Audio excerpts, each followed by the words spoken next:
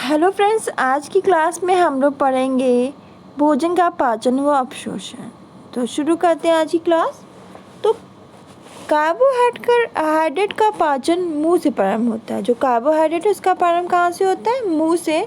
और जब भोजन चबाया जाता है तो क्या होता है? वो लार के संपर्क में आता है। जब भोजन चबाएंगे तो लार बनेगी।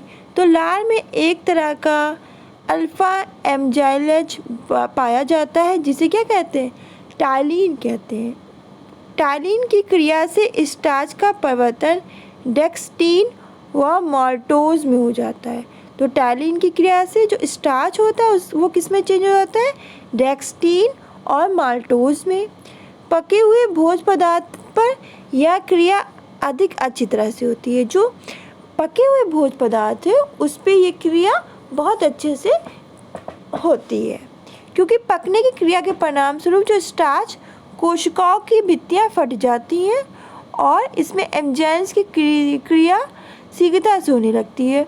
तो मैं बता दूं, टाइलिन की क्रिया में स्टार्च का परिवर्तन डेक्सटीन तथा माल्टोज में हो जाता है और पके हुए भोजन में ये क्रिया बहुत अच्छी से होती है, क्योंकि जो स्टार्च कोशिकाओं की भित्तियाँ फट जाती हैं और इन पर एंजाइम्स की क्रिया जल्दी होने लगती है। आमाशय में भोजन के पहुंचने पर इन एंजाइम्स की क्रियाशील बंद हो जाती है। तो आमाशय में भोजन के पहुंचने पर इस एंजाइम्स की क्रियाशील बंद हो जाती है। पाचन की प्रमुख क्रिया छोटी आंत में संपन्न होती है। कहाँ होती है? पाचन की जो प्रमुख क्रिया, इंपॉर्टेंट क्रिया कहाँ होती है? छोटी आंत में।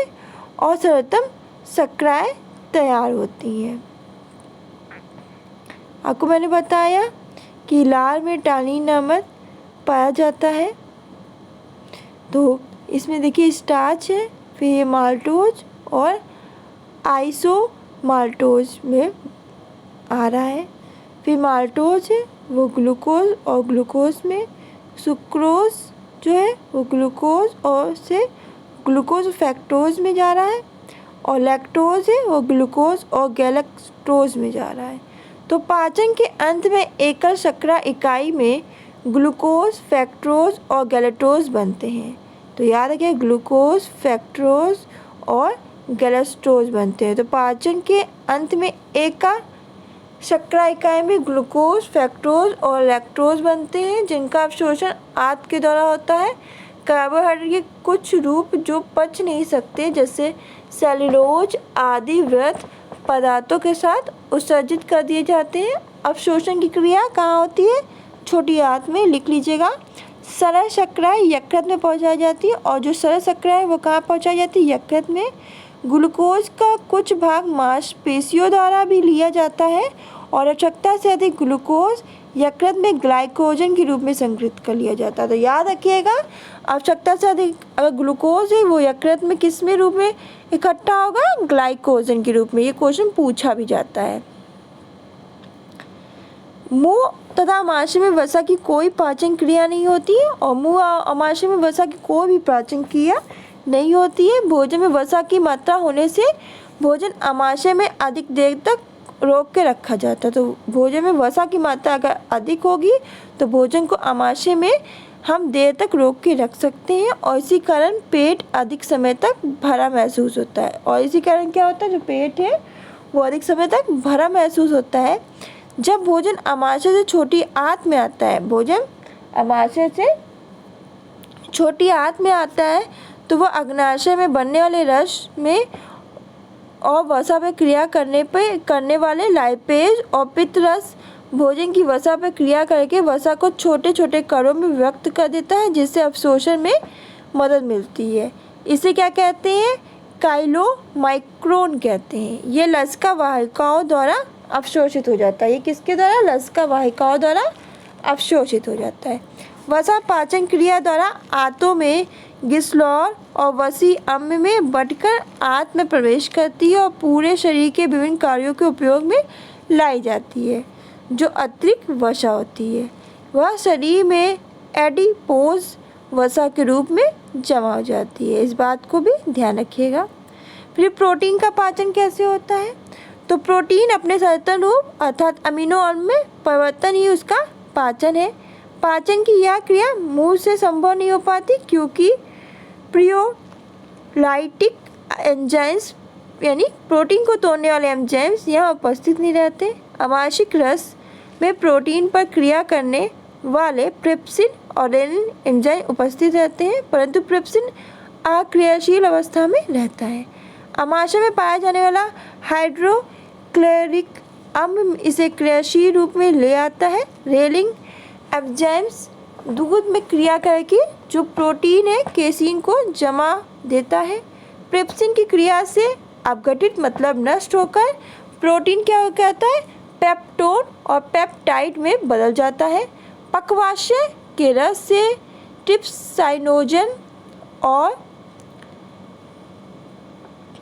काइमोट्रिप्साइनोजन एंजाइम्स निष्क्रिय अवस्था में पाए जाते हैं। छोटी आंत से निकलने वाला एंट्रोकाइनेज एंजाइम्स इन पर क्रिया करके उन्हें अपने क्रियाशील रूप ट्रिप्सिन और काइमोट्रिप्सिन में बदल देता है। प्रोटीन में इन दोनों की क्रिया होती है, परिणाम स्वरूप क्या होता है, पॉलीपेप्टाइड और पेप्टाइड प्राप्त होता है।